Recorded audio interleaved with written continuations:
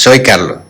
Hoy venimos a hablar del kit de correas dentadas para HEQ5 Pro Skywatcher de Rowan Astronomy.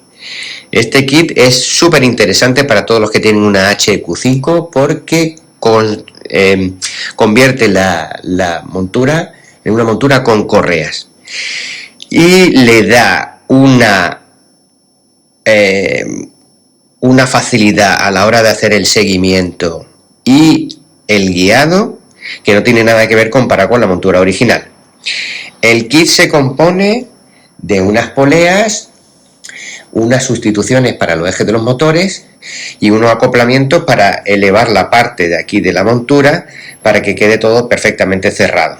Tengo aquí una montura de un cliente en el que se le ha instalado el kit y quiero hacer una demostración de cómo se oyen los motores una vez que se han instalado las correas. Tenemos los embragues sueltos para que no se mueva la montura. Este es el eje de ascensión recta y este es el de declinación.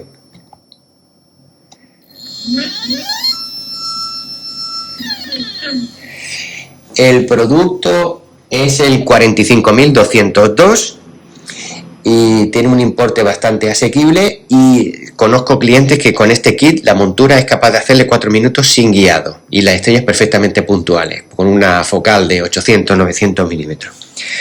Aparte del kit, sería siempre interesante comprar el kit extractor de piñones, que lo hay de 3 milímetros, que es el producto 56.506, y el de 4 milímetros, que es el 45.203.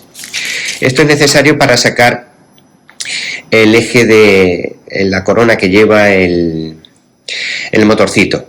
Se puede hacer con otros medios mecánicos, pero si compra el kit de extracción es lo ideal. Y además también se puede comprar correas de sustitución, que es el producto 56.505, y en caso de que se quiera sustituir solo la correa porque la nuestra ha quedado mal o lo que sea.